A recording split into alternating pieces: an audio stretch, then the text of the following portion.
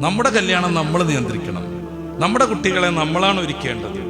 അവരോടൊപ്പം ആരൊക്കെ നിൽക്കണമെന്ന് നമ്മളാണ് തീരുമാനിക്കേണ്ടത്.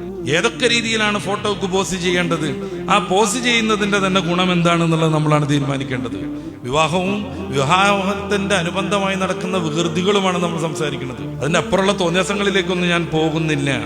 കള്ളഷാപ്പിലേക്ക് സ്വാഗതമൊന്നും പറഞ്ഞിട്ട് വലിയ ബാനർ വെച്ചിട്ട് പുതിയാപ്പിള പോകുന്നതിനെ കുറിച്ച് ഞാൻ പറയണില്ല. ട്രാക്ടറിലും JCBയിലും യുവാവിനെയും യുവതിയെയും ഇരുത്തിയിട്ട് കല്യാണക്കളി കളിക്കുന്നതിന് ഞാൻ തൽക്കാലം പറയണില്ല. കള്ള കുടിച്ചു വന്നിട്ട് ഫാനിന്റെ മുകളിൽ മുളക് പൊടി നിറച്ച് വിതറി വെച്ച് വീട്ടുകാർ ആ മണിയറയിലേക്ക് കയറിയിട്ട് ഫാൻ ഇടുന്ന സമയത്ത് മുളക് പൊടി ആകെ പരന്ന് കല്യാണപ്പരയിൽ കൂട്ടത്തുമ്മലും കണ്ണരിച്ചലും ഉണ്ടാക്കുന്ന വിവാഹ കോപ്രായങ്ങളെ കുറിച്ച് തൽക്കാലം നമുക്ക് പറയേണ്ടതില്ല. എയർഹോളിലൂടെ വെള്ളമടിച്ച് അന്ന് സംവിധാനിച്ച കുറെ ബൾബുകളും അതിന്റെ പ്രത്യേകമായ കേബിളുകളിലും വെള്ളം നനഞ്ഞിട്ട് ഭാര്യയും ഭർത്താവും ആദ്യ ദിവസം ഷോക്കേറ്റ് പിടയുന്ന വിവാഹ ധൂർത്തിനെയും ആഭാസത്തെയും കുറിച്ച് തൽക്കാലം നമുക്ക് പറയേണ്ട.